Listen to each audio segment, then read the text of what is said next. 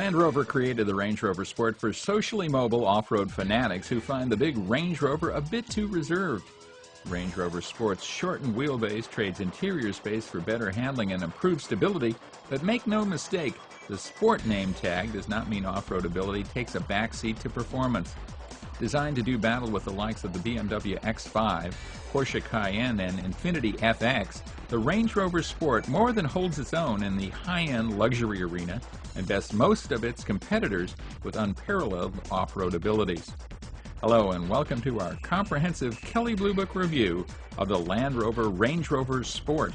If you're looking for a luxury SUV that's as impressive pulling up at the Ritz as it is tackling the rocky trails of Moab, the Range Rover Sport will feel right at home in your garage. Not many people, not even the mega rich though, can run an $80,000 SUV through the brush without care. If you require a rugged off-road vehicle that you don't mind scratching, a Jeep Grand Cherokee might make a better choice. You might not think a 4,000-pound SUV can handle like a large sports sedan, but the Range Rover Sport's hefty list of electronic stability, traction, and suspension controls allow it to do just that. In HSE trim, acceleration is pretty good, but jump up to the supercharged model and you'll make the 0 to 60 run in less than 8 seconds. The supercharged dynamics response system does an amazing job of minimizing body lean and roll, while the nicely weighted power steering returns the precise feedback required when hurrying this much bulk through curvy back roads.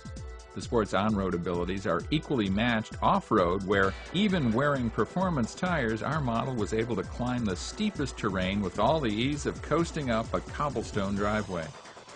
One of our favorite features on the Range Rover Sport is Land Rover's Terrain Response System, which offers 5 different settings designed to modulate the suspension and traction control based on the type of terrain you're on. We also found the center console cooler to be fun and functional. The electrically operated cooler is large enough to hold up to 4 8-ounce plastic bottles. It's not hard to identify the Range Rover Sport as a Land Rover, although it shares not a single exterior part with the larger Range Rover. The steeply raked windshield and tapered back end speak to the Sport's performance potential, as do the big 19 and 20-inch rims surrounded by performance rubber. Around back, the traditional Range Rover split hatch is shelved in favor of a single unit with a built-in glass hatch.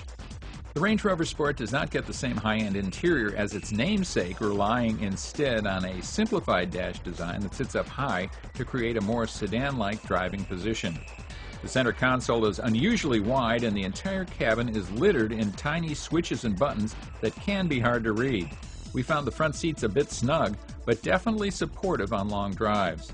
Rear seat passengers have good head and legroom, and the flat floor allows passengers sandwiched in the middle position a comfortable perch. There's a small cargo hold behind the second seat, but when that's folded, the Range Rover Sport can hold a respectable 71 cubic feet. The Range Rover Sport HSE features an electronic air suspension, 19-inch alloy wheels, 8-way power driver's seat, dual-zone automatic climate control, and a Harman Kardon Logic 7 stereo with 6-disc CD changer and 14 speakers. Also standard is a DVD-based navigation system featuring voice recognition, as well as park distance control rear park assist. Standard safety equipment includes front and side curtain airbags, hill descent control, traction and stability control, and Land Rover's Terrain Response 4-wheel drive system. The supercharged trim adds 20-inch wheels, front and rear heated seats, Brembo brakes, and silver interior trim in place of wood. Options for the HSE include the Cold Climate Package, which adds a heated front windshield, heated front and rear seats, and heated windshield wiper fluid. The Luxury Interior Package adds the Cold Climate Package, plus a choice of wood trims, adaptive front lighting, and a center console cooler. Standalone options include a rear seat entertainment system with 2 headrest-mounted LCD monitors and headsets. Other options include Sirius satellite radio, a locking rear differential, dynamic response suspension, and 20-inch alloy wheels. The HSE is powered by a normally aspirated 4.4-liter V8 engine, which makes a respectable 300 horsepower and 315 pound-feet of torque.